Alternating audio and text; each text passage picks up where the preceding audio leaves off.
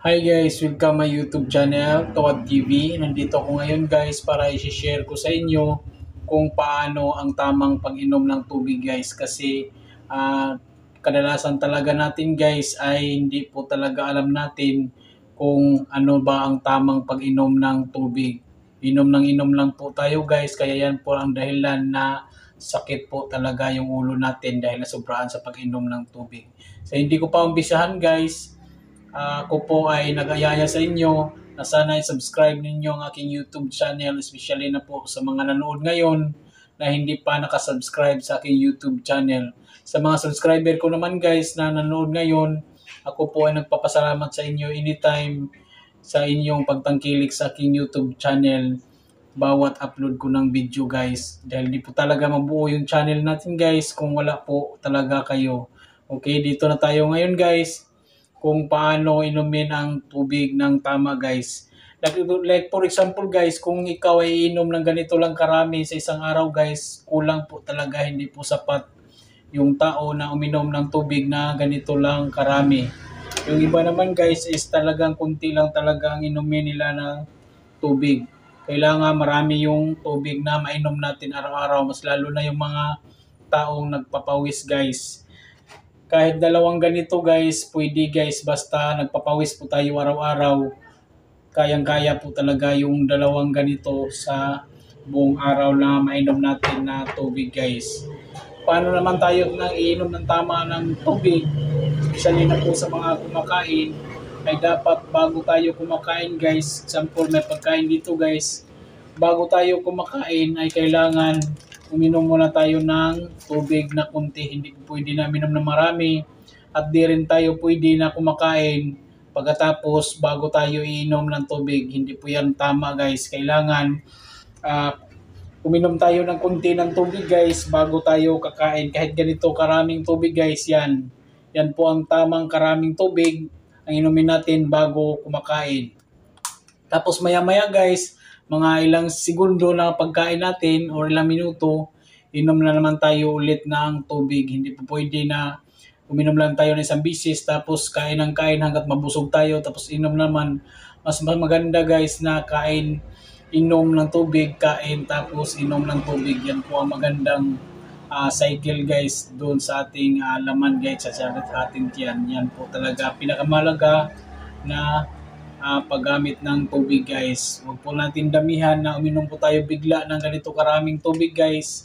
Hindi po talaga maganda yan sa tao guys pag sobrang daming iniinom mo ng tubig. Maya-maya dahil sobrang uhaw mo, inom ka naman ng ganito karami.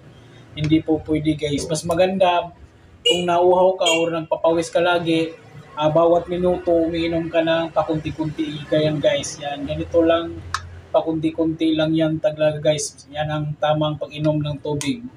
Kahit napakarami po ang tubig na mainom mo, basta pakunti-kunti lang guys, hindi po sasakit yung ulo natin.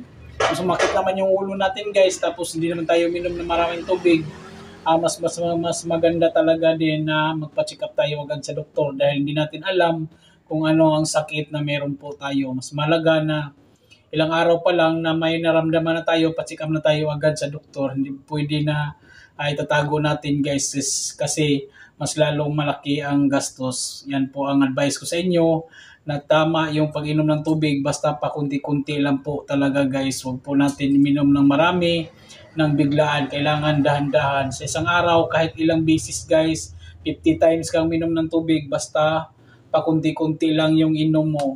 Ilang minuto, inom na naman.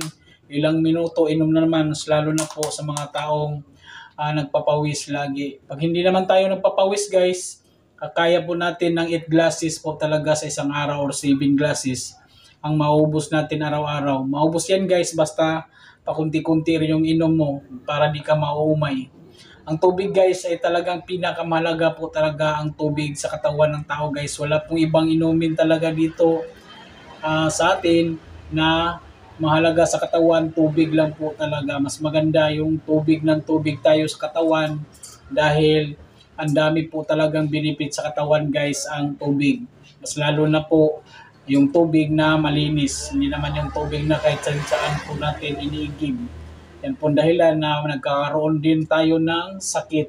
Yung iba naman dyan guys is talagang nangalabog na yung tiyan nila dahil sa kahit saan lang po uminom. Mas maganda yung safe din na tubig na inumin natin. Basta paalala ko sa inyo guys, pag uminom tayo ng tubig, kailangan talaga na pakunti-kunti lang po talaga guys. Yan po ang tamang pag-inom ng tubig para maganda po ang circular doon sa ilalim ng sikmura po natin. Yung kinakain po natin, magiling po ng maayos sa ating sikmura dahil tama yung pagkain, tama yung pag-inom, tama yung pagkain.